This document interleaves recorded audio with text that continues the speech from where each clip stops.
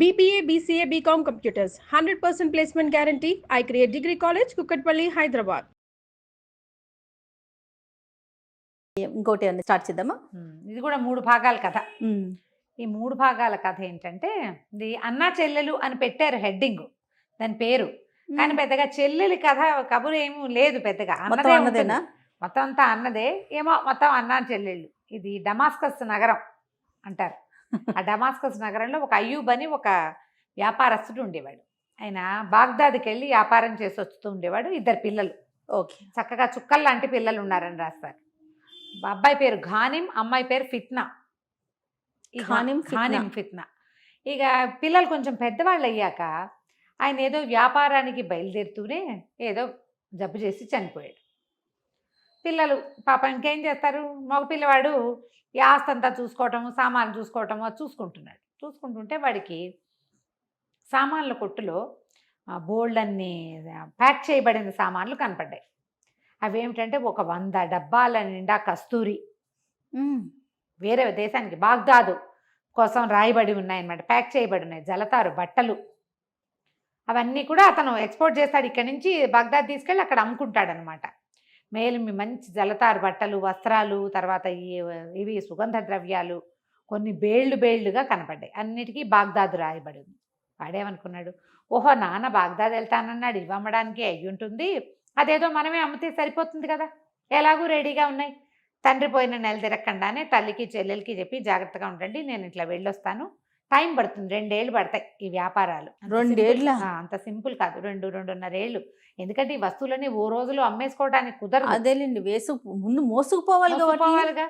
సరే, అక్కడి నుంచి బాగ్దాద్ నగరానికి ప్రయాణం అయ్యాడు. మొత్తాన్ని బాగ్దాద్ చేరాక ఏం చేశాడు, ఒక మంచి వీధిలో ఒక పెద్ద ఇల్లు అద్దెకి తీసుకుని తన సామాన్లన్నీ ఏ గదిలోకి ఆ గదిలోకి సర్దించుకుని, మరి 1-2 పని వాళ్ళని సహాయంగా పెట్టుకుని సామాన్లు ఒక్కొక్కటి తీసుకెళ్ళి ఊళ్ళో మోడల్స్ చూపించి రావాలి కదా కొట్లల్లో, నా దగ్గర ఇవి ఉన్నాయి కావాలంటే మళ్ళీ పంపగలను అని చెప్పుకుంటే మొదటి సంవత్సరపు వ్యాపారం సక్సెస్ఫుల్గా అయింది. సంవత్సరం గడిచింది. 2వ సంవత్సరపు వ్యాపారానికి మళ్ళీ వ్యాపారపు పనులు మొదలు పెట్టుకుని ఊరు నుంచి తను వచ్చేసాడు, కానీ అక్కడి నుంచి కొన్ని ఏవో తెప్పించుకున్నాడు. ఆ తెప్పించుకున్న మోడల్స్ చూపిద్దామని కొట్లకి వెళ్ళేసరికి వాళ్ళు మొత్తం కొట్లన్నీ మూసేశారు. ఏమిటంటే వ్యాపారస్తుల్లో ఎవరో ఒకళ్ళు చనిపోయారు, విచారపు దినాలు ఏవో. అందుకని గ్రీవెన్స్ అంటే పాపం వాళ్ళకి వచ్చిన కష్టానికి ఇదయ్యి అందరూ షాపులు మూసేశారు. సంతాప దినంగా ప్రకటించి షాపులన్నీ మూసేశారు కల్లా ఇతనేమనుకున్నాడు, మరి వ్యాపారం వీళ్ళ వల్లే జరుగుతోంది, వాళ్ళంతా పోయి అక్కడెక్కడో ఉంటే మనం కూడా అక్కడికే పోదామని ఏం చేశాడు, ఈ చేతిలో ఉన్న సరికేమో ఇంటికి పంపించేసి తను కూడా శ్మశానం వైపుకి వెళ్ళాడు. ఆ శ్మశానం ఎక్కడుంది, నగర ద్వారాలు దాటాక ఉంది. ఈ పర్టికులర్ వీళ్ళు వెళ్ళింది వాళ్ళు కనుక్కుంటూ వెళ్ళాడు, ద్వారాలు దాటాడు వెళ్ళాడు. సరే, అక్కడ వాళ్ళంతా ఏదో దుఃఖపడుతున్నారు, అక్కడ వ్యవహారాలు ఏవో ఉన్నాయి, అవన్నీ సాగించారు. చీకటి పడేసరికల్లా వాళ్ళంతా ఓ గోరి ఏదో కట్టిస్తున్నారు, దాని చుట్టూతో కూర్చున్నారు. ఎవ్వరు కదలటల్లా, రాత్రి అయిపోతుంది. ఏం చేయాలో తెలియలే వీడికి, ఇట్లా కూర్చోవాలో వాళ్ళ పద్ధతి. పిల్లాడేవాడు, ఇంకా ఓ 20 ఏళ్ళు 22 ఏళ్ళు ఉంటాయి అంతే. వాడికి ఏం తెలుస్తుంది, చిన్న ఐడియా రాలా. కూర్చోవాలని భయం వేస్తుంది. వాడికి ఏమనిపించింది, అమ్మో నేను ఇల్లు వదిలిపెట్టి వచ్చేసాను, ఈ ఏడాదిలో ఎప్పుడు ఇల్లు వదిలిపెట్టి ఉండలేదు, మన దగ్గర చాలా డబ్బులున్నాయని సరుకుందని తెలుసు జనాలకి, మరి ఎవడైనా దొంగతనానికి వెళ్తే అని చెప్పి చల్లగా వీళ్ళందరూ తాగి తింటున్నారు. అక్కడ వ్యవహారం అయిపోయాక రాత్రి ఆ చనిపోయిన వాడి గౌరవార్థం అక్కడ విందు చేసుకుని తాగి ఆయనతో పాటు మెలకుగా ఉండి వెళ్తారట. అక్కడ వాళ్ళ పద్ధతి అది ఆ ఊళ్ళల్లో. బాగుంది. అందరూ తాగారు.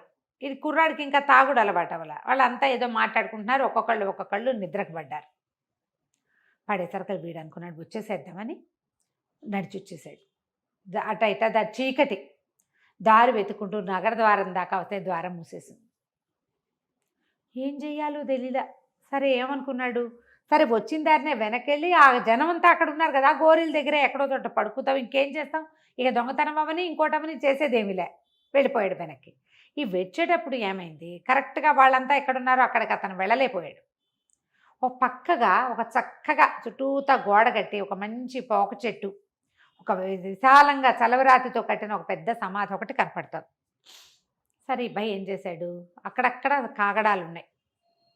ఆ వెలుగులో ఆ పెద్ద సమాధి ఉండి చుట్టూతా గోడ కట్టినట్టుగా ఉన్న అందులోకి వెళ్ళాడు. ఆ సమాధి పక్కన చలవరాయి అంటే ఈ పాలరాయి మన మార్బుల్ తోటి.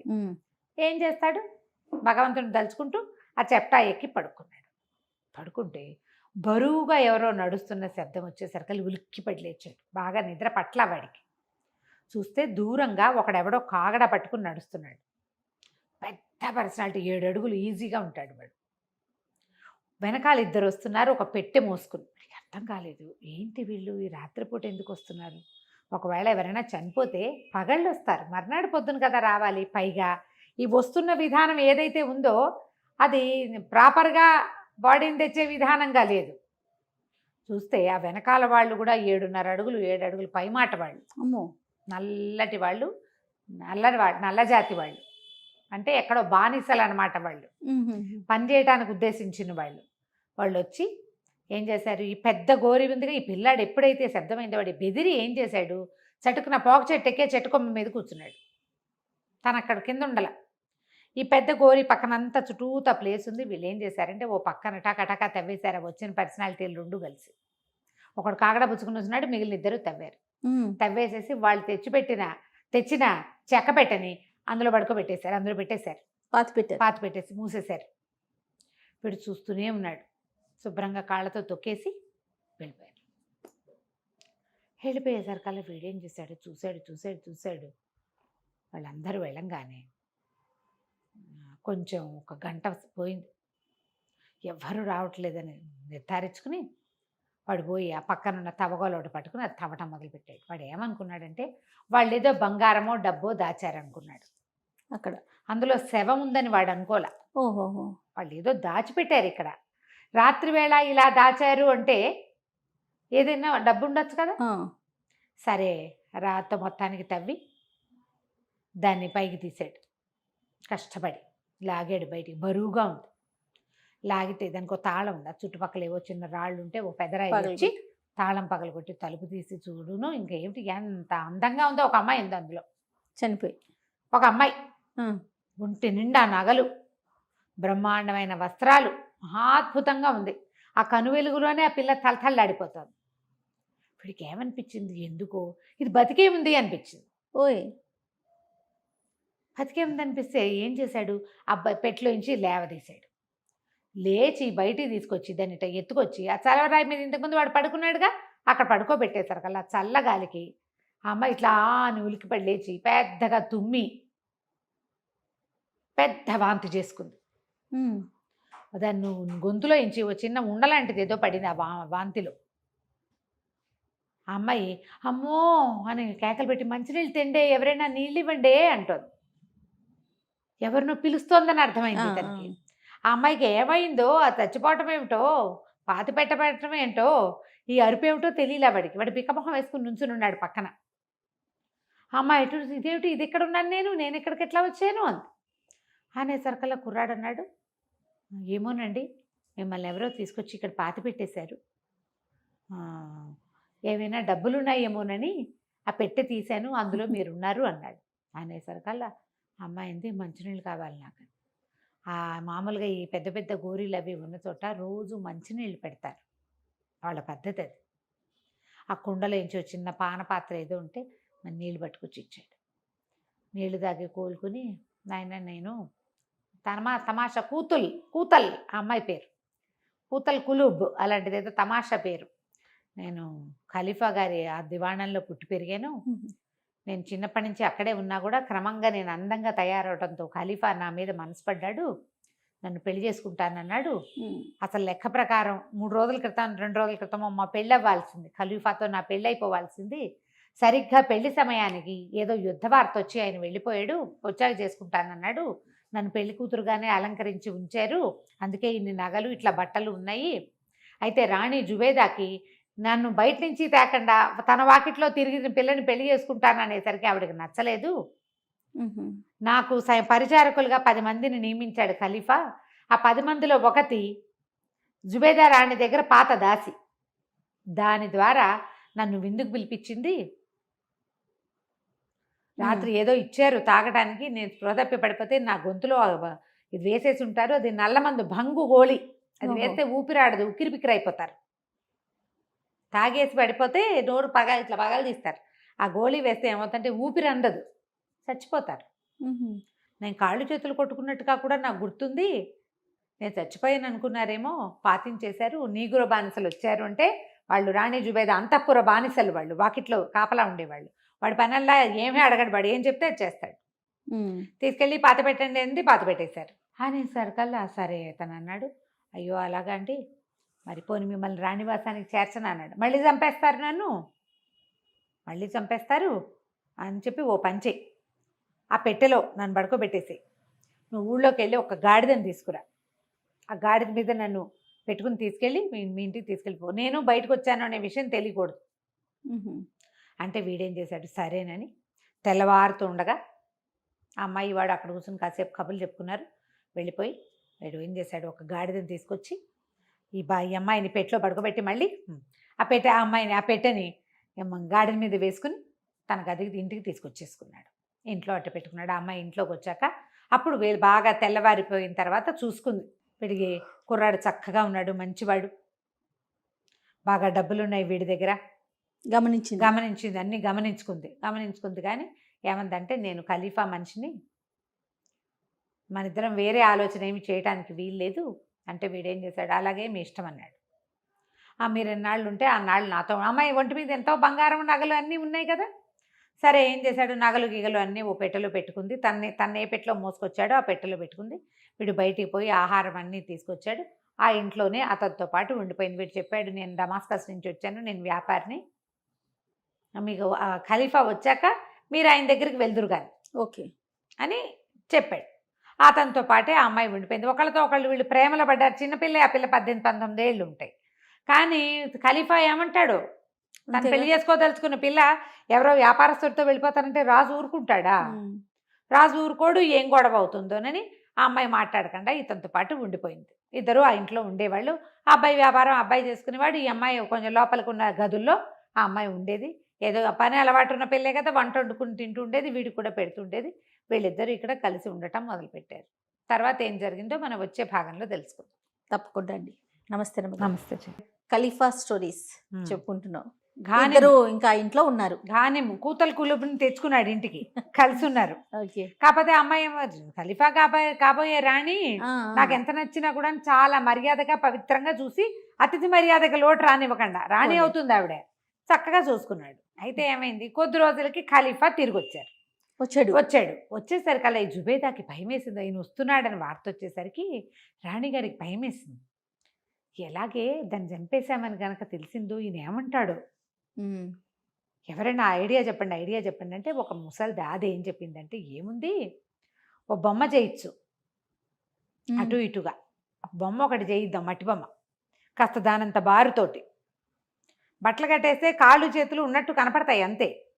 అక్కడి నుంచి ఆ బొమ్మ చచ్చిపోయిందని ప్రచారం చేసి మనమే లోపల దీని దగ్గర జనానాకు దగ్గరలోనే మనం సమాధి చేయిద్దాం.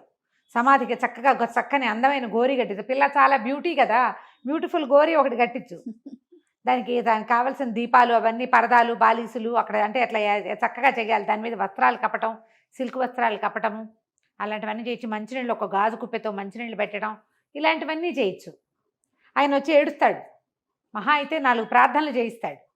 అనుమానం తీరకపోతే ఓపెన్ చేసి చూస్తే సమాధి చేసిన బొమ్మనే కదా చూస్తాడు. ముట్టుకుని కావలించుకుని పిండి పిసికి ఏం చేయడు కదా, బొమ్మ కనపడుతుంది, ముక్కు మొహం కనిపిస్తున్నాయి కదా.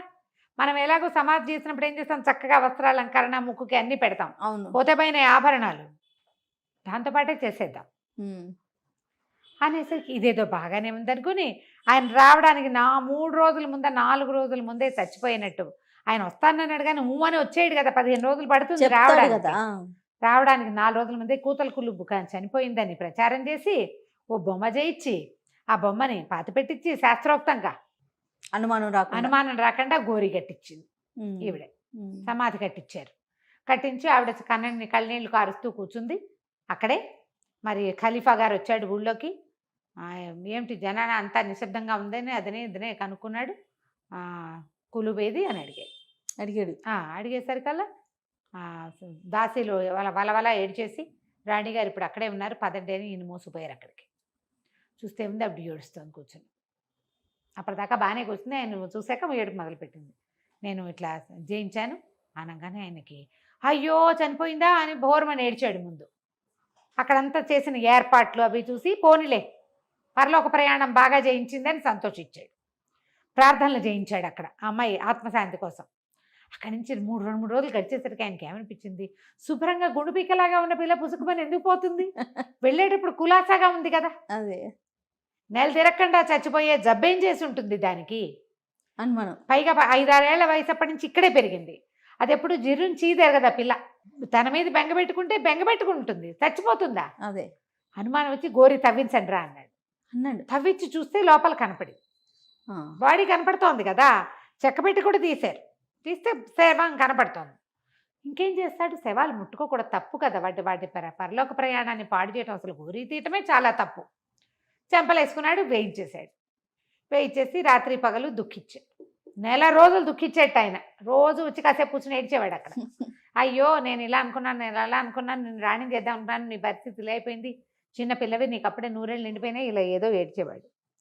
4 రోజుల తర్వాత ఒకనాడు దుఃఖం అయిపోయాక ఆయన రోజు లేచి వెళ్ళిపోయేవాడు. అప్పుడు ఏదో కొంచెం పుచ్చుకుని ఆడే పడుకుని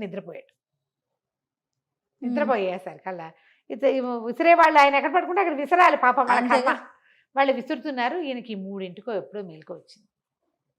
నిలబడి విసురుతున్న ఆడాళ్ళు ఇద్దరు మాట్లాడుకుంటున్నారు. ఈయన దుఃఖం ఎప్పటికి పూర్తవుతుందే, సావం దానికోసం నెల నుంచి ఏడుస్తున్నాడు, నెల నుంచి ప్రార్థనలు చేస్తున్నాడు, నెల నుంచి భోజనాలు పెట్టిస్తున్నాడు.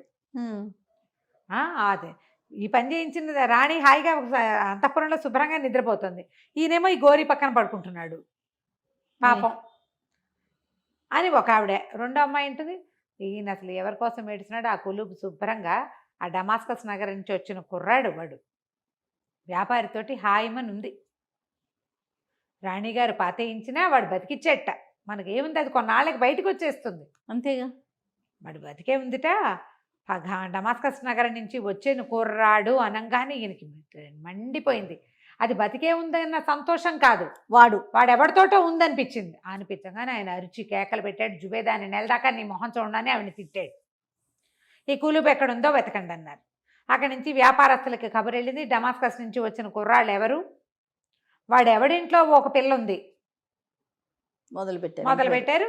2 రోజుల మొత్తం సమాచారం వచ్చేసేసింది. జాఫర్ని పిలిచేశాడు ఈయన.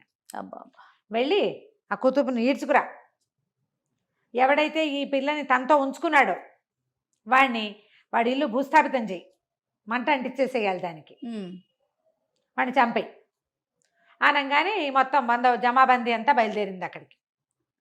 ఈ పటాటోపంగా వస్తారు వాళ్ళు, సింపుల్గా రారు. ఎప్పుడైతే ఈ పటాటోప శబ్దం వినపడేది అప్పుడే పాపం వీళ్ళిద్దరు భోజనానికి కూర్చుంటున్నారు. ఆ శబ్దం వినపడంగా నా పిల్ల చిన్నప్పటి నుంచి దివాణంలో ఉంది ఆ కుతుబు, తనకు తెలుసు, అమ్మో వచ్చేస్తున్నారు, ఇది నీకోసమే వస్తుంది, ఖచ్చితంగా పారిపో, నువ్వు మీ ఇంటికి వెళ్ళబోక, ముందు ఇక్కడి నుంచి పారిపో, నేను ఏదో ఒకటి చెప్పుకుంటాను అని చెప్పి అతనికి సంపాదించుకున్న డబ్బంతా తనని మోసుకొచ్చాడు కదా ఆ పెట్టెలో పెట్టేసి, అతని డబ్బులు ఉన్నాయి బోల్డ్ని, 2 సంవత్సరాల వ్యాపారం కదా, ఇంకా కొంత సరుకు కూడా ఉంది, సరుకు వదిలిపెట్టేసింది. కానీ అతను సంపాదించిన డబ్బంతా పెట్టెలో పెట్టేసేసింది, తన నగలన్నీ పెట్టెలో పంపించలా, వాడిని పంపించేసింది, పెట్టెలో ఇవి సర్దేసేసింది, మనం బతుకుంటే మళ్ళీ కలుసుకుందాము అని చెప్పి వాడిని బయట పంపించేసింది. వాడు ఆ తింటున్న ఒక ముద్ద చేయి కడుక్కుని పరిగెత్తుకుంటూ పారిపోయాడు. జాఫర్ లోపలికి వచ్చేసరికి ఈవిడ చక్కగా అలంకరించుకుని జాఫర్కి నమస్కారాలు చెప్పింది. ఆయన అన్నాడు, ఏమ్మా నువ్వు బతికే ఉన్నావా అంటే, అవును బతికే ఉన్నాను అంటే, ఈ కుర్రాడు ఎవరు ఏమిటి అంటే, ఇది ఘానిమని, అతను లేడు వెళ్ళిపోయాడని అనగానే ఇల్లు నేలమట్టం చేయమని ఆజ్ఞ ఉంది నాకు, వాడు లేడు కాబట్టి మానేస్తాము అనకూడదు, రాజుగారు ఏది జారీ చేస్తే చేయవలసిందే. ఓహో, మరి ఏం చేస్తారు, నన్ను రక్షించాడండి అంది. అయినా సరే నీతో ఉన్నాడు, నీతో ఉన్నవాడిని చేయించాల్సిందే. ఆ ఇల్లు నేలమట్టం చేశారు, ఆ సరుకంతా తగలబెట్టేశారు, సమస్తము చేశారు, వాడు తప్పించుకున్నాడు. ఈ అమ్మాయిని తీసుకుపోయారు. ఆయనకి ఏమనిపించింది, అమ్మాయి బతుకున్నందుకు సంతోషం అనిపించినప్పటికీ ఒకవేళ ఇది వాడితోటి స్పెండ్ చేస్తోందేమో అని అనుమానం వచ్చేసింది ఆయనకి. రావడం ఏంటి, దీన్ని జైల్లో బారేయండి, వాడు ఎక్కడున్నా పెడరెక్కలు విరిచి పట్టుకోండి. అక్కడి నుంచి డమాస్కస్ నగరంలో ఉన్న సుల్తాన్కి ఒక ఉత్తరం రాశారు. ఫలానా అయ్యూబ్ కొడుకైనటువంటి వీడు ఖానిం అనేవాడు ఖలీఫా వివాహం చేసుకోవాల్సిన అమ్మాయితోటి ఇన్వాల్వ్ అయ్యాడు కాబట్టి వాడు అక్కడికి వస్తే వాడిని చంపేయాలి. వాళ్ళ అమ్మ చెల్లి అక్క నాన్న ఎవరైనా ఉంటే వాళ్ళందరినీ వీధుల్లో బారేయండి, వాళ్ళ ఇల్లు భూస్థాపితం చేయండి. ఇది ఆజ్ఞ. ఖలీఫాకి సుల్తాన్లంతా లోబడి ఉండాలి కదా, ఆజ్ఞ అక్కడికి వెళ్ళిపోయింది. ఈ కుతుబ్నేమో దీంట్లో పడేశారు, జైల్లో పడేశారు. ఆ పిల్ల ఏడుస్తూ కూర్చుంది. నేను వాడితో పాటు పోయినా బతికుండేవాళ్ళం, ఎందుకు ఇక్కడ ఈ అనవసరంగా ఈ ఖలీఫా కోసం కదా, వాడితో ఏమి పాపం స్నేహం కూడా చేయకుండా చేసుకున్నాను, ఏడుస్తూ ఉండేది. అక్కడి నుంచి ఏమైంది, అక్కడికి వెళ్ళింది కబురు. అక్కడికి వెళ్ళగానే సుల్తాన్ వెంటనే వచ్చి వీళ్ళని కనుక్కున్నాడు. ఈ అబ్బాయి వ్యాపారం చేసుకొస్తానని చెప్పాడు కానీ 3 ఏళ్ళు పడుతుంది 2 ఏళ్ళు పడుతుందని వాళ్ళ అమ్మకి చెప్పలే. బిజినెస్లో పడిపోయాడు. సంవత్సరంన్నర అయినా పిల్లాడు రాకపోతే ఆ కాలంలో కబుర్లు అవి పెద్దగా తెలిసేవి కాదు. వాళ్ళు ఇప్పటికో తిరిగి వచ్చేవాళ్ళు. వాళ్ళు ఏమనుకున్నారు, వచ్చినట్టు లేకపోతే లేదు. పిల్లవాడు చనిపోయాడు అనుకుని వాడి జ్ఞాపకార్థం ఓ గోరి కట్టించి వాళ్ళ అమ్మ రోజు ఏడుస్తుంది. అక్కడ పిల్లలు సైనికుల లోపల ఇంట్లోకి వెళ్ళేసరికల్లా వాళ్ళు చెప్పారు, మా అబ్బాయి 2-2.5 సంవత్సరాలు అయింది, అసలు రానే లేదు, బాగ్దాద్ వెళ్ళాడు, కబురు కాకరకాయ లేదు. ఆ అబ్బాయి కొత్తగా వ్యాపారానికి వెళ్ళాడు, కొత్త బిచ్చగాడు.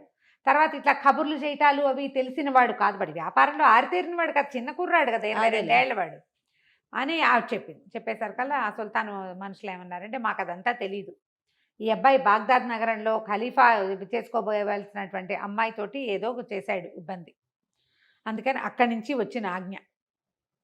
వాళ్ళ కట్టుబట్టలు కూడా విప్పించి పాత గుడ్డలు కట్టించి వీళ్ళు బయటకు తోసేయమన్నారు. ఆజ్ఞ అదే. ఒంటి మీద ఉన్న నగలన్నీ ఒలిపించారు.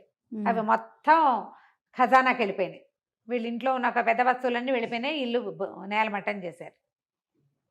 తల్లి చెపిల్ల ఏం చేస్తారు, రోడ్డును పడ్డారు. ఒకవేళ వీడు బాగ్దాద్ నగరపు చుట్టుపక్కల ఎక్కడైనా ఉన్నాడేమో, భగవంతుడు అనుకూలిస్తే కనపడతాడేమోనని వాళ్ళిద్దరూ బాగ్దాద్ నగరం వైపు ప్రయాణం చేశారు. ఆ రోజుల్లో ఏంటంటే ఆ ఊళ్ళల్లో ఖచ్చితంగా ఊళ్ళల్లో ధర్మసత్రాలు ఉండేది. ఎక్కడైనా ఉండటానికి బస చేయడానికి ఉండేది. ఏ ఊరు నుంచి వచ్చారు, ఏ ఊరు వెళ్తున్నారు అడిగేవాళ్ళు తప్ప డబ్బు అడిగేవారు కాదు. ఖలీఫా ఏర్పరిచినవి ఉండేవి. వీళ్ళు సంవత్సరానికి ఒకసారి వచ్చే వాళ్ళ పండుగకి అందరూ విరివిగా ఈ ధర్మసత్రాలకి దానాలు చేస్తారు. వాళ్ళ సిస్టమ్ అది. అదే అట్లా పాపం ఆ కట్టుబట్టలతోటి వీళ్ళిద్దరూ రోడ్డును పడ్డారు. రోడ్డును పడేసరికల్లా కొద్ది రోజులు ఇలా గడిచినాయి. 1 నెల గడిచిపోయింది. ఖలీఫా ఆయన ఉన్న వ్యవహారాల్లో అప్పుడు వచ్చిన ఉద్రేకంలో చేశాడు కానీ ఈ కుతుబ్ గురించి మర్చిపోయాడు. ఒకరోజు ఏమైందంటే ఆయన 2 నెలలకో 3 నెలలకో ఒకసారి ఖైదులో తిరగటం ఆయన అలవాటు. అదే ఆయన ఖైదులోకి వెళ్ళాడు. ఎక్కడైతే ఈ జైళ్ళు ఉంటాయో అక్కడికి వెళ్తే అక్కడ ఒక గొంతు వినిపిస్తుంది అన్నమాట. గొంతు, ఎలాంటి దుర్మార్గులు ఉంటారు లోకంలో, ఎలాంటి దుర్మార్గులు ఉంటారు, ఖలీఫా సొత్తని ముట్టుకొని వాడిని చివరికి భూస్థాపితం కూడా చేసేస్తారు, దేవుడు మెచ్చని ఇలాంటి ఖలీఫాలు ఏమైపోతారో, ఇలా ఖలీఫాకి ఏం కాకూడదు, ఆయన అజ్ఞానంతో చేసిన ఈ తప్పుని భగవంతుడు క్షమించాలని ఒక ప్రార్థన వినపడుతోంది. ఎవరిదిరా ఈ గొంతు అని కేకేస్తే ఆ గొంతు. అప్పుడు ఆయన గుర్తొచ్చింది. ఏమిటో అంటున్నావు, నువ్వు ఏమంటున్నావంటే, నేనేం చెప్పను, పెళ్లి కూతురుగా ఉన్న నన్ను నీ భార్యే తాగించి నా నోట్లో బంగు ఉండేసి నన్ను చంపేసినట్టు అనుకుని తీసుకెళ్ళి మీ వంశస్థులు ఉండే చోట పాత పెట్టించింది. ఒక కుర్రాడు మన దేశస్థుడు కూడా కాదు, పాప కాపాడాడు. వాడు కాపాడి నన్ను, నేను నీకు కాబోయే భార్యనని నెల రోజుల పై మాటగా తన ఇంట్లో ఉంచుకుని నా నగా నట్రా ముట్టుకోకుండా నన్నేమీ చేయకుండా అతిథి మర్యాదలు చేసి నాకు వయసుకు అనురూపమైనప్పుడు, నువ్వు ఇంత పెద్దవాడివి, నువ్వు ఖలీఫావు కాబట్టి నీతో పెళ్లి కొప్పుకున్నా, ఇంకో పిల్ల ఎవరైనా వాడిని ప్రేమించుండేది, నేను నీ కోసం ఉంటే నువ్వేమో ఇలా చేసావు, వాడి భూస్థాపితం చేసావు, ఇది కాకుండా వాళ్ళ అమ్మని అక్క చెల్లెల్ని ఏం చేసావో. తెలియక తప్పులు చేస్తారు ఖలీఫాలు, వాళ్ళని క్షమించమని దేవుడికి దండం పెట్టుకుంటానంటే చాలా బాధ వచ్చేసింది. అయ్యో ఇంత పని చేశానా నేను, వాడు మంచివాడు అనమాట. అదే సరే అయితే కూతుపు నీకు అనుమతిస్తున్నాను, వాడినే పెళ్లి చేసుకుందు కానీ వాడు ఎక్కడున్నాడో వెతుకుదాం అని వాడు చెప్పాడు. ఎక్కడున్నాడో వెతికిస్తానన్నాడు. ఇక అక్కడి నుంచి వెతుకులాట మొదలు పెట్టారు. ఎంత వెతికినా వాడు దొరకల. వాడు ఎక్కడికి వెళ్ళాడో తెలియదు వీళ్ళకి. వాడు డమాస్కస్కి వెళ్ళాల, బాగ్దాద్లో లేడు. ఎక్కడికి వెళ్ళి ఉంటాడు, వాడు బయలుదేరాడు ఎక్కడికో. ఎక్కడికి వెళ్ళాడో తెలియదు. అక్కడి నుంచి ఈ అమ్మాయి ఏం చేసింది, సరే అక్కడ ఇక్కడ అన్ని చోట్ల దానాలు ధర్మాలు చేయటం, ఎవరైనా కొత్త వ్యక్తులు వచ్చారా మాట్లాడటం. అని ప్రతి చోటకి వెళ్ళటం. అమ్మాయి ఏంటంటే ఖజానా నుంచి ఇప్పుడు అతని డబ్బు అమ్మాయి పెట్టె తెచ్చుకుంది కదా, ఆ అమ్మాయి పెట్టెను ఒక మూల పారేయించారు. ఈ పెట్టె నాదని చెప్పింది. ఆ రోజున ఈ అమ్మాయి జాఫర్తో కలిసి వచ్చేటప్పుడు అతను వెళ్ళిపోయాడు, ఈ పెట్టె మాత్రం నాదని. అందులో అతని డబ్బంతా ఉంది. అవును.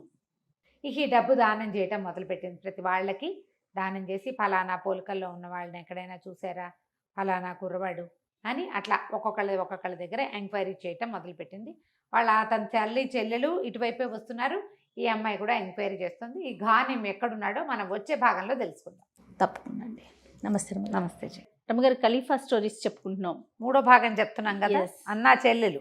సరే, ఈ ఘానిము ఇక్కడి నుంచి బయలుదేరి వెళ్ళాడా, వాడు గుండె పగిలేలాగా ఏడ్చుకుంటూ పోయాడు. ఎందుకంటే తన మీదకి వచ్చిన ఆపత్తు ఆ అమ్మాయిని వదిలేయాల్సి వచ్చింది, ఆస్తంతా వదులుకోవాల్సి వచ్చింది. ఇంటికి వెళ్తే అమ్మ చెల్లి ఏమవుతారో తెలియదు. ఖలీఫా తన మీదకి బందోబస్తుని పంపించాడు అంటే తన బతికి అయిపోయినట్టే. పాపం అలా నడుస్తూ నడుస్తూ నడుస్తూ నడుస్తూ నడుస్తూ ఓ పల్లెటూరు దగ్గర ఒక మసీదు వాకిట్లో పడుకొని నిద్రపోయాడు. వాడు 1 రోజు 2 రోజుల పాటు నడిచాడు. ఆహారం లేదు, అన్నం తింటూ తింటూ లేచి వచ్చేసాడా. దిగులు బెంగ భయముతోటి అట్ట శవంలా పడున్నాడు. అయితే వాళ్ళు చచ్చిపోయాడు అనుకున్నారు కొంతమంది. కాదులే, బతికే ఉన్నాడు, పాపం చిన్నపిల్లాడల్లే ఉన్నాడని ఎవరో ఏం చేశారు, ఏదో ఆహారం పెట్టారు. వాడికి మెలకు వచ్చింది కానీ నీరసంతో తినబుద్ధి కాల. అలాగే చాప చుట్టలా పడున్నాడు. విపరీతంగా జ్వరం వచ్చేసింది. జ్వరం సరకాలు వచ్చే ప్రార్థన చేసుకోవడానికి వస్తారు కదా, ప్రార్థనా మందిరం బయట పడిపోయాడు. వీళ్ళంతా ఏమనుకున్నారు, అయ్యో పాపం చచ్చిపోతాడేమో, తలా 1 రూపాయి వేయండి, వీడిని ఆసుపత్రికి తీసుకెళ్దామని ఒక గుర్రబండి, వంటి గుర్రబళ్ళు తిరిగేవి కదా, ఒంటెద్దు బళ్ళు లాంటివి, ఒంటి గుర్రబళ్ళు, జట్కా వాడిని పిలిచి, అరే చేపల చుట్టూ ఈ కుర్రాన్ని తీసుకుపోయి ఆసుపత్రిలో పడేంట్రా, వాళ్ళు ఏదైనా మందేస్తారు, ఇదిగో ఇంతమంది తలా 1 రూపాయి వేశారు, దినారాలో ఏదో అంటారు, తలా 1 దినారం ఇచ్చారు. ఆసుపత్రికి తీసుకెళ్ళాడు. ఆసుపత్రిలో కూడా వాడు ఏమీ కోలుకోలే. వాడికి ఏంటంటే మందు వేసినా ఏదో ఇంత ముద్ద పెట్టినా భయం లోపల. ఆస్తంతా తండ్రి సంపాదించి ఇచ్చిన మొత్తం ఆస్తంతా అక్కడే ఉండిపోయింది, వాడు సంపాదించుకున్నది ఉండిపోయింది. ఇక ఆ దిగులతో వాడు కోలుకోకుండా అయిపోయాడు. నెలన్నర గడిచిపోయింది. ఈ చాపలో చుట్టి ఆ బండి మీద వేస్తున్నప్పుడు అదే దారిలో నడిచొస్తున్నారు ఘానిం వాళ్ళ అమ్మ చెల్లి. వాళ్ళిద్దరూ పాపం చూడ్డానికి మన ఘానిం వల్లే ఉన్నాడే అనుకుంటూ పోయారు. అయ్యో, వాడు ఇక్కడ ఎందుకు ఉంటాడనుకు వాళ్ళకి అర్థం. వాళ్ళు అలాంటివేం ఊహించలా. వాళ్ళు ఊహించలా. వాడు ఎవడో పిల్లని ఏదో చేశాడంటే వాడు టింగురంగా మన ఉంటాడని కూడుకుంటున్నారు పాపం వాళ్ళు. అదే ఇలా ఉంటాడని ఊహించలా. వాడు పారిపోయినా ఇంత దౌర్భాగ్య స్థితిలో వాడిని ఊహించలా వాళ్ళు పాపం. సరే, అక్కడి నుంచి ఏమైంది, ఈ ఆసుపత్రి నుంచి ఒక మహానుభావుడు ఎవడో వచ్చి ఏదో డబ్బులు దానం చేస్తూ వీళ్ళని బాగ్దాదు నగరంలో వైపుకి తరలించాడు. ఇక్కడ అనారోగ్యంగా ఉన్న వాళ్ళని. అక్కడ ఇంకో పెద్ద ఆసుపత్రి ఉంది, అక్కడ నేను సేవ చేయిస్తాను అని. అక్కడికి వెళ్ళిన తర్వాత ఏమైంది, వాడు అలాగే పడున్నాడు. ఓపిక ఉండేది కాదు పాపం, నీరసంగా ఉన్నాడు. అయితే ఒకనాడు ఒక వ్యాపారస్తుడు దానాలు చేయటానికి వచ్చి కొంచెం కోలుకుని ఆ ఆసుపత్రి బయట కూర్చున్న అబ్బాయిని చూసి, ఎవరి అబ్బాయి నాయనా నువ్వేమిటి అని అడిగితే, దమాస్కస్ నగరానికి చెందిన వాడిని, నేను వ్యాపారస్తుడిని, ఏదో ఇబ్బంది వచ్చింది, సంపద అంతా పోయింది, అనారోగ్యంతో ఉన్నానంటే, సరే మా ఇంటిరా, నీకు నేను వైద్యం చేయిస్తాను అని చెప్పి సంవత్సరంలో ఒకసారి అట్లా దానం చేసే ప్రక్రియలు ఉంటాయి వాళ్ళకి. ఇతన్ని తీసుకెళ్ళాడు, ఇంటికి తీసుకెళ్ళాడు. ఈ లోపల ఏమైంది, ఈ అమ్మాయి ఉంది కదా, ఈ కుతుబ్ అమ్మాయి, ఇతను ఖలీఫా ఏం చెప్పాడు, నీ ఇష్టం వచ్చినట్టు వెతుక్కో ఆ అబ్బాయిని, వాడిని నువ్వే పెళ్లి చేసుకుంది కానీ, నువ్వు వాడినే పెళ్లి చేసుకుంది కానీ నువ్వు నాకు అక్కర్లేదన్నాడు. ఈ అమ్మాయి వెతుక్కుంటూ ఏం చేస్తుంది, వ్యాపారస్తులందరి దగ్గరికి వెళ్ళి ఫలానా పోలిగ్గా ఉండే కుర్రవాడు, అతనికి సంబంధించిన వాళ్ళు ఎవరైనా డమాస్కస్ నుంచి బాగ్దాద్ వస్తే గనక నాకు తెలియచేయండి. ఇది వరకు వచ్చేవాడండి, ఇప్పుడు రావట్లేదు అంటున్నారు. అక్కడి నుంచి ధర్మశాలలు అన్ని చోట్లకి డమాస్కస్ నుంచి వచ్చిన వాళ్ళు ఎవరైనా ఆగారా, ఎవరైనా వచ్చారా, ఎవరైనా ఉన్నారా అని అందరికీ చెప్పుకుంటూ వచ్చింది, తిరుగుతూ ఉండేది. అయితే ఒకనాడు ఈ వ్యాపారస్తుడిది కలిసింది ఆవిడ, ఆ అమ్మాయి. కలిసినప్పుడు, నేను డమాస్కస్ కుర్రాన్నే ఒకడిని నేను చేరదీశానమ్మా, వాడు తీవ్రమైన అనారోగ్యంలో ఉన్నాడు పాపము అని చెప్పాడు. చూస్తానంటే ఈ అమ్మాయికి ఎలా తెలుసు, నున్నగా షేవ్ చేసిన గడ్డం, జవజవలాడుతూ చెంగుమంటూ ఉండే ఇంతెత్తునుండే పిల్లాడు ఆ అమ్మాయికి తెలిసింది. ఇప్పుడు ఆ అమ్మాయి వచ్చి చూసేసరికల్లా ఎముకల గూడులాగా ఉండి జీబులాగా గడ్డం పెరిగిపోయి ఇట్లా వంగిపోయి ఉన్నవాడిని చూసి గుర్తుపట్ల అమ్మాయి. ఇతను కాదులేండి అయ్యో అనేసింది. అని పాపం ఇతనికి వైద్యం చేయించండి, ఏం కష్టాలు పడి ఇట్లా పాడైపోయాడో, చిన్న వయసు వాడాలనే ఉన్నాడు అని ఆయన చేతికి డబ్బిచ్చింది. నా డబ్బులు కూడా వాడండి ఇతనికే. కొన్ని రోజులు పోయాక వీళ్ళు బాగ్దాద్ నగరానికి వచ్చేసరి ఘానిం వాళ్ళ అమ్మ చెల్లెలు అక్కడి నుంచి వ్యాపారస్తుల వీధిలోకి వెళ్ళి, ఏమండి ఎవరైనా ఇట్లా ఒక కుర్రాడు వచ్చి వ్యాపారానికి వచ్చాడా, అతని పరిస్థితులు ఏమైనా తెలుసా, ఏదైనా జరిగిందా ఈ ఊళ్ళో అని ఒక్కోళ్ళని అడుక్కుంటూ వెళ్తున్నారు. వెళ్తుంటే ఈ అమ్మాయి ఏమైంది, ఈ వ్యాపారస్తుడు ఉన్నాడుగా ఈ ఘానింని చేరదీసిన ఆయన, అమ్మాయి ఎవరమ్మా ఏమిటమ్మా అని, మరి మేము అయ్యూబ్ కొడుకునైతే మేము చూడలేదు, నాకు తెలీదు, కానీ నాకు ఆ డమాస్కస్కి చెందిన ఒక కుర్రాడు మా దగ్గర ఉన్నాడు అని చెప్పాడు. చెప్తే సరే వాళ్ళు చూస్తామన్నారు. వాళ్ళ అబ్బాయిని చూసి 3 సంవత్సరాలు అయింది. తల్లి చెల్లెలు వాళ్ళకు కూడా ఒక పిల్లాడు తెలుసు, ఈ ఉన్నవాడిని వాళ్ళు గుర్తుపట్టలేదు. పైగా ఏంటంటే మగవాళ్ళని అంత బరకాయించి బాగా పరిశీలించే అవకాశం ఉన్న పరిస్థితులు కావు వాళ్ళవి. చూశారు కాదన్నారు. మావాడు ఇంకా పొడుగండి, మావాడు ఇంకా తెలుపండి అనుకున్నారు. అయ్యో వాడు వాళ్ళ ఇంట్లోనే ఉన్నాడు, అమ్మ చెల్లి కూడా వాళ్ళ ఇంట్లోనే ఉన్నారు. ఈ వ్యాపారస్తుడు ఏం చేశాడు, కుతుబ్కి కబురు చేశాడు. నువ్వు ఇదివరకు అయ్యూబ్ నగరం గురించి, అయ్యూబ్ని కొడుకు గురించి అడిగావు కదా, డమాస్కస్ గురించి, వాళ్ళ ఆ ఊరు నుంచి వచ్చిన వాళ్ళు ఒకళ్ళు ఫ్యామిలీ వచ్చారు మా దగ్గరికి, వచ్చి వాళ్ళని చూస్తానంటే చూడు, వాళ్ళు పాప అన్నీ కోల్పోయి ఉన్నారు, దిక్కుమాలిపోయి ఉన్నారు అని చెప్పేసి కబురు చేసేసరికల్లా ఆ కుతుబ్ ఏం చేసింది, వచ్చింది వీళ్ళని చూడడానికి.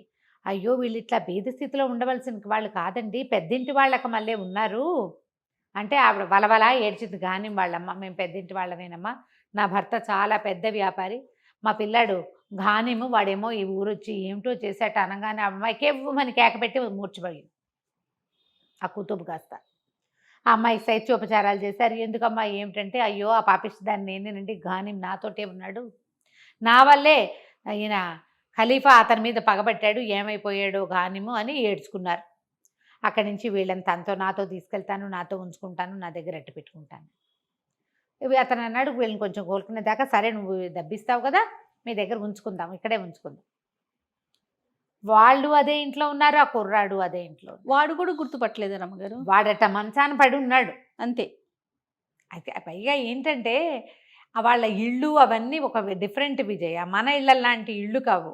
ఆడవాళ్ళు ఉండే గదులు వేరు, మగవాళ్ళు ఉండే వేరు. వాళ్ళు వీళ్ళు అందరూ కలిసి మాట్లాడుకోవడానికి దానికి కుదరదు.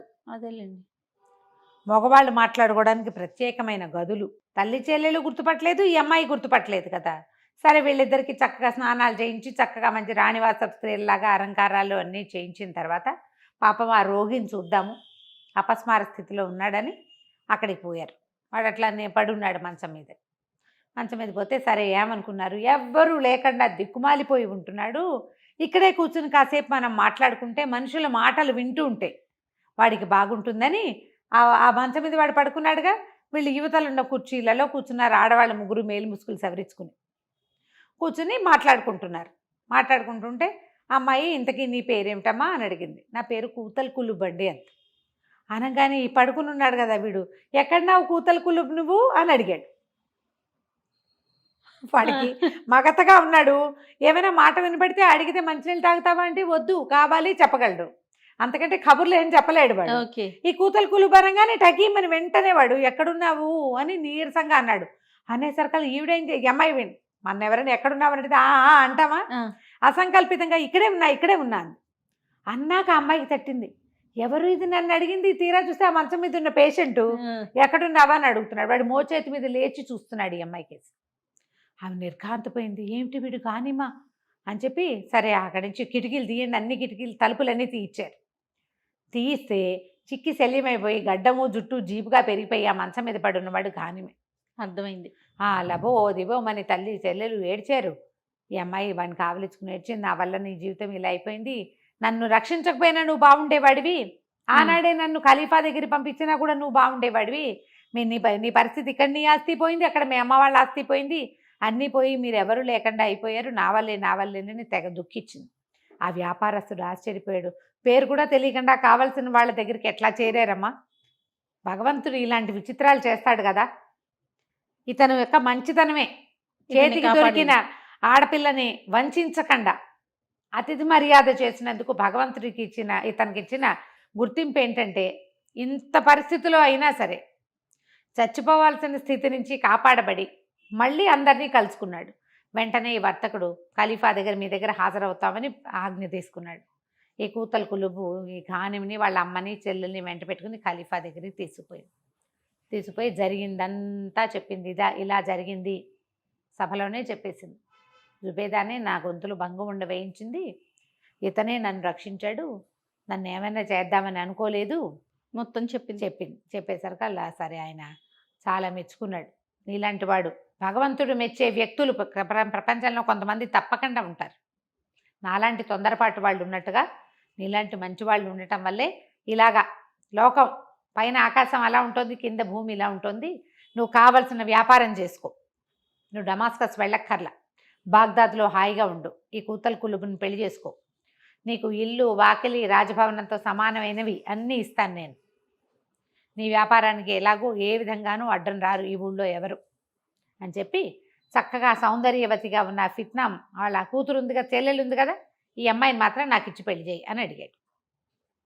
ఖలీఫా పద్ధతి ఏంటంటే సౌందర్యవతి అయిన అమ్మాయి కనబడితే ఆయన పెళ్లి చేసుకోవాలనుకుంటాడు. సరే, ఖలీఫాతోటి సంబంధం కలిగి ఉండే అవకాశాన్ని ఆ రోజుల్లో ఎవ్వరూ వదిలిపెట్టుకునేవాళ్ళు కాదు. ఈయన 50 ఏళ్ళు వచ్చినాయి, ఈయనకు 50 మంది పెళ్ళాలు ఉన్నారు ఏమిటి అని అనుకునేవాళ్ళు కాదు, పెళ్లి చేసేసేవాళ్ళు. అమ్మాయినిచ్చి ఫిత్నానిచ్చి అతని ఖలీఫాకి పెళ్లి చేశారు. ఈ కూతల కులుబ్ని ఘానిం పెళ్లి చేసుకున్నాడు. బాగ్దాద్ నగరంలోనే ఎల్లవేళలా ఎప్పుడు ఖలీఫాని కలుస్తూ ఉండేలాంటి ఒక ఉద్యోగంలో ఒక కుటుంబ వ్యాపారం కూడా నడుపుకుంటూ తల్లితో హాయిగా ఉన్నాడు. ఈ ఖలీఫా కథల్లో ఒక 2-3 ఖచ్చితమైన నీతులు ఉంటాయి.